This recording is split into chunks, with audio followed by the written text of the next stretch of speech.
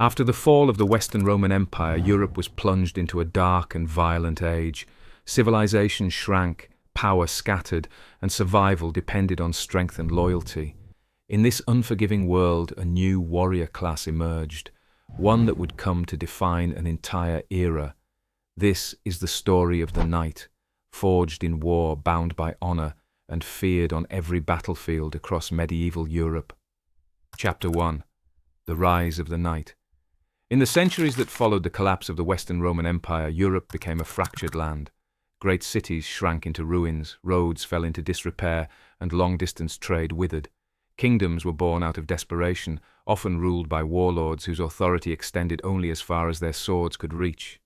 Amid this chaos, a new figure slowly emerged, not just a soldier, but a symbol of structure amid disorder: the knight. The knight was unlike any warrior before him. He didn't serve a state or a king in the abstract.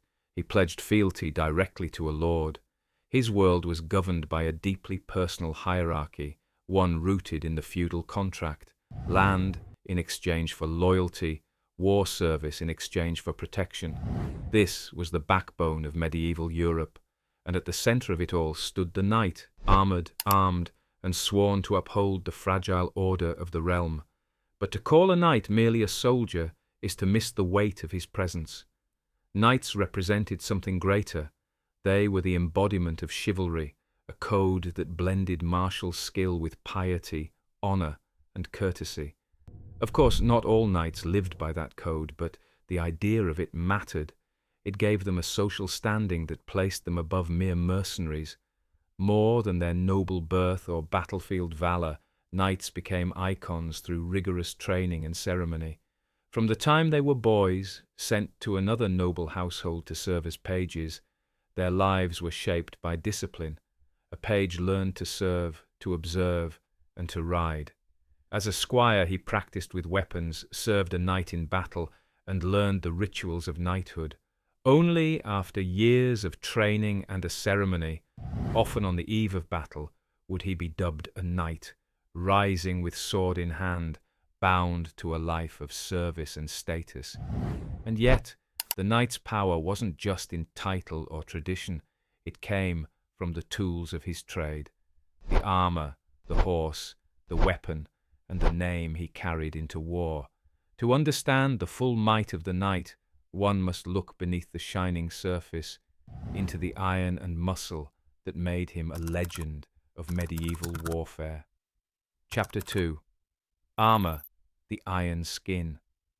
When we picture a knight, the first image that comes to mind is often one of gleaming steel, a human figure transformed into a walking fortress. The armor of the medieval knight was not merely for show. It was a lifeline, a technological response to the brutal realities of the battlefield.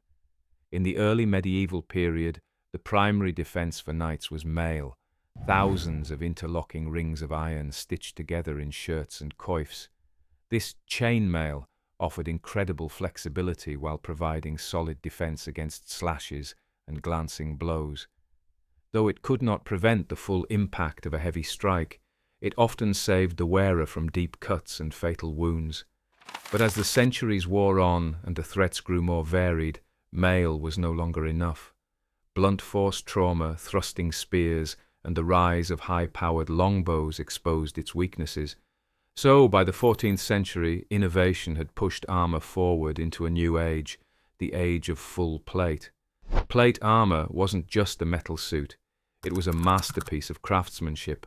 Blacksmiths, often working for months on a single suit, molded steel into anatomically shaped pieces that moved with the wearer's body. Articulated joints allowed for mobility that surprises many today. Knights could climb stairs, swing swords, and even mount horses without being hindered by their protection. Stories of knights being helpless if they fell are largely exaggerated, at least when the armor was well fitted. The steel itself wasn't ordinary either. It was treated through hardening and tempering processes, making it both tough and resilient. Breastplates could glance off arrows, and helmets, often with visors and ventilation, protected the face without sacrificing sight or breath. Gauntlets defended the hands, while greaves and sabatons shielded the legs and feet. Yet, for all its marvel, plate armor had its burdens. It was expensive. Only the wealthiest nobles or elite soldiers could afford it. It was exhausting. Wearing it in summer heat or on long marches was punishing. And it wasn't donned alone. Knights relied on squires or assistants to help them gear up piece by piece before riding into battle. Still, in the chaos of war, few sights struck more fear, or respect, than a line of knights in full plate, mounted and ready to charge. They were not invincible, but for a time they were as close as man could come. Chapter 3. Weapons that shaped the knight. While armour made the knight a fortress, weapons made him a force of destruction. The tools of war wielded by knights were as varied as the threats they faced, and each weapon was crafted not only to kill, but to adapt, to exploit gaps in enemy armour, to bring down a foe on horseback, or to hold ground in a brutal melee. The longsword is the weapon most associated with knights, and for good reason. With a double-edged blade and a balanced hilt, it offered versatility. A knight could slash in open combat, thrust in tight quarters, and even half-sword, gripping the blade with both hands for precision in armoured duels. It was not just a weapon, but a symbol of status. Many knights named their swords and passed them down through generations. But swords were far from the only tools of war. Maces, with their heavy heads and short shafts, were brutal weapons designed to crush rather than cut. Warhammers, often with a spike on one end, could pierce even the toughest armour with a well-placed blow. These weapons required strength and precision, perfect for close combat where finesse gave way to raw power. On horseback, the lance was king. Long, heavy and deadly, the lance turned the knight into a missile of flesh and steel. In a full cavalry charge, dozens of knights with couched lances could break enemy lines and shatter formations. The sheer momentum of horse and man made the lance a terrifying first strike. Then came the poleaxe, a weapon for duels and chaos alike. With an axe blade, hammer face, and top spike, it could do everything: hook, hack, punch, and stab. In a time when armour ruled the field, weapons like the poleaxe were prized for their adaptability. But knights weren't the only ones evolving. So too were the threats they faced. The English longbow, with its powerful draw and armour-piercing arrows, reshaped medieval warfare. In the hands of trained archers, it could rain death from hundreds of yards away.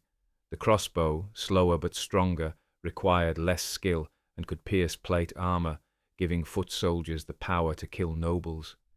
In time, even early firearms entered the field, though clumsy at first, but their message was clear.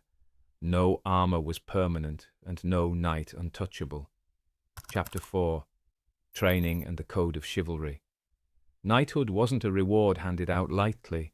It was the culmination of years of physical, mental, and moral transformation. The journey began early. At the age of 7, boys born into noble families or those with means were sent to live in the household of another lord. There, they became pages, the first step on the long road to knighthood. These boys learned more than swordplay. They were trained in courtesy, discipline, and noble behaviour. They served at feasts, carried messages, and observed the etiquette of courts, absorbing the values that would shape them. But their training was not all courtly manners and poetry. Pages began to learn basic horsemanship, how to handle a sword and shield, and even how to read, at least enough to understand religious texts or orders of battle. Physical fitness was key. Climbing stairs in armour, running drills, and mock wrestling bouts were common. By the time they turned 14, a boy was promoted to the next stage, squire. Squires were assigned to a knight, often a seasoned warrior, whom they served directly. This was no ceremonial role. Squires carried weapons, maintained armour, and tended to horses. They rose early, trained hard, and followed their knight into battle, witnessing the brutality of war up close. They practiced combat daily, using wooden swords and lances to build strength and skill without the risk of deadly injury. They rode with heavier saddles to simulate the burden of full armour, preparing their bodies for the future. They were also expected to master the intricacies of tournament combat. the chivalric sport that mimicked real war, these events were as dangerous as the battlefield. A blow from a blunted lance could still break ribs or unhorse a rider. For some squires, tournaments were where they earned their scars and their reputations. For others, they were a sobering reminder of what lay ahead. Overlaying all of this was the code of chivalry, an unwritten yet powerful moral compass that knights were expected to follow. It stressed virtues like loyalty to one's lord, bravery in battle, and the defense of the weak, particularly women and the church. Mercy to a defeated enemy, honesty in dealings, and piety were also central. But these ideals were often challenged by reality. In practice, knights could be brutal. Many enforced harsh taxes, crushed peasant revolts, or carried out bloody campaigns on behalf of feuding lords.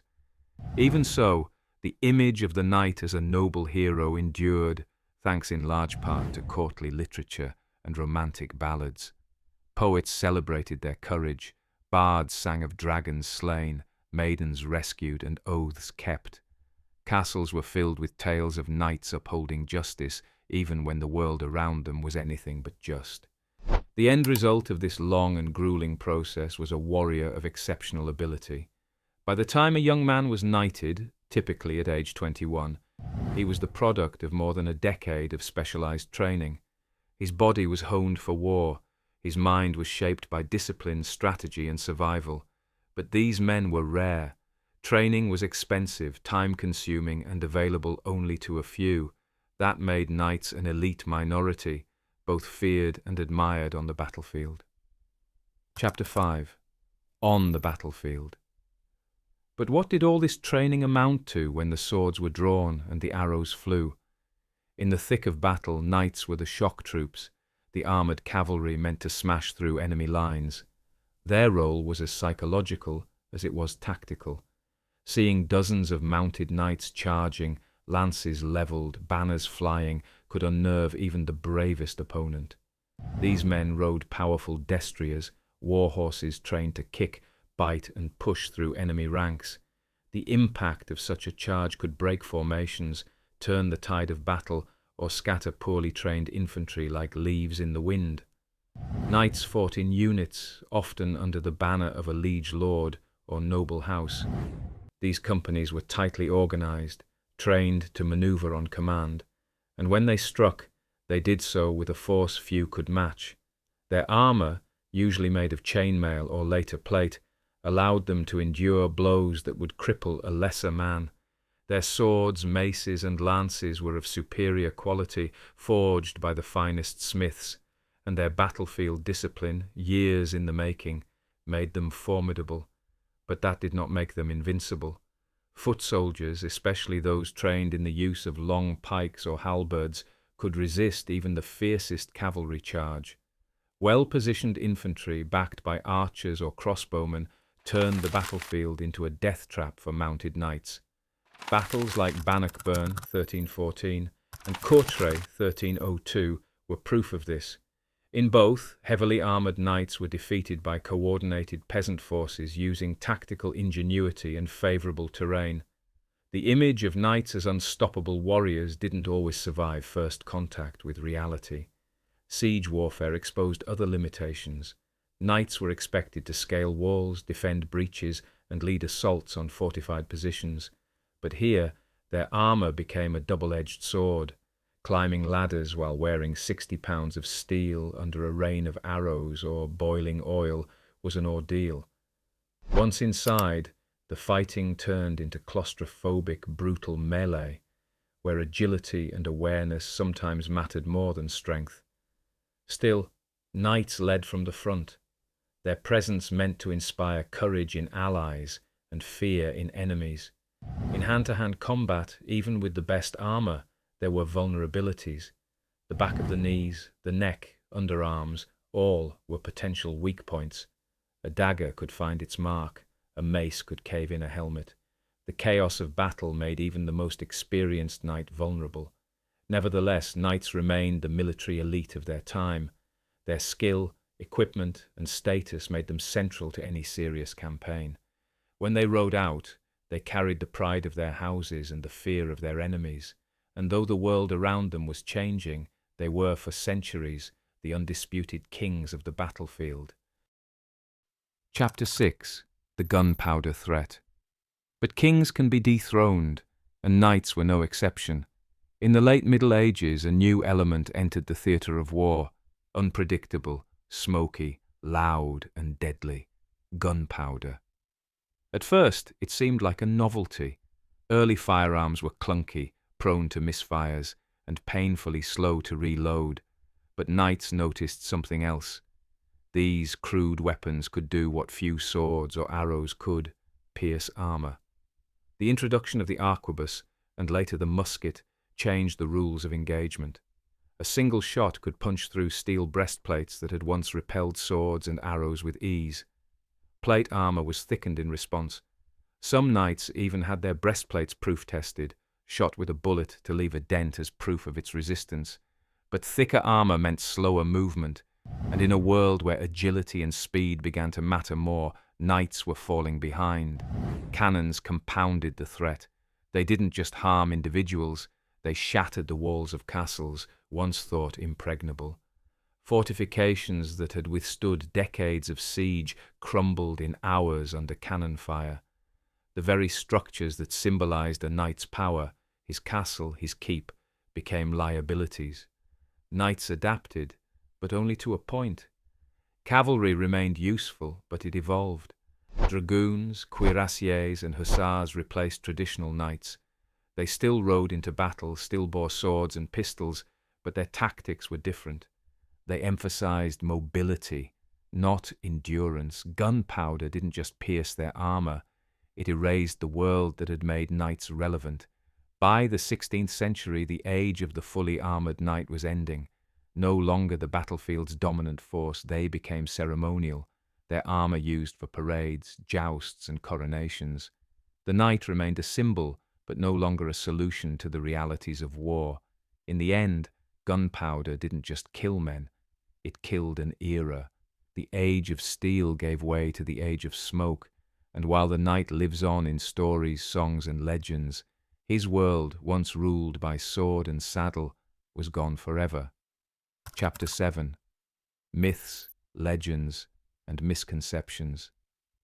Modern depictions of knights are often romanticized. We see them as gallant heroes, protectors of virtue, or unkillable warriors. But history tells a more complex story. Knights were powerful, yes, but they weren't superheroes. They could be brave, skilled, and loyal, or greedy, brutal, and cruel. The chivalric code was often more about social class than moral behavior. The myth that knights were clumsy or couldn't stand if knocked over is false. In full plate armor, a knight could mount a horse without assistance and even do somersaults. Well-made armor was perfectly balanced and tailored. Another myth is that all knights were noble. While knighthood was tied to social rank, there were exceptions, especially during times of war when skill mattered more than birth. Some knights rose from humble beginnings, earning titles through valor. Popular media also overlooks the diversity of knights. Christian Europe wasn't the only place where armored cavalry existed. Muslim ghulams, Japanese samurai, and Indian Rajputs had similar roles, elite warriors trained for war and ceremony. Chapter 8. So, were knights truly powerful? So let's answer the question. How powerful were knights really? In their prime, during the High and Late Middle Ages, knights were among the most formidable fighters in the world. Their armor gave them incredible protection. Their weapons were tailored to exploit enemy weaknesses. Their training ensured they were skilled in both individual combat and coordinated warfare. On horseback, they were nearly unstoppable, for a time. But knights were not invincible. Armor had gaps, horses could fall. Foot soldiers with the right tactics could defeat them. And over time, the emergence of gunpowder and professional armies made them obsolete. The knight was powerful because of a unique combination of technology, social status, and military doctrine. But like all systems, it evolved and eventually disappeared. What remains is the legacy. The knight has become a symbol of honor, strength, and martial excellence. But the real power of the knight wasn't just in his steel. It was in his training, his discipline, and the world that made him possible. If you found this journey through the Age of Knights fascinating, don't forget to like, share, and subscribe for more stories from the past that still echo today.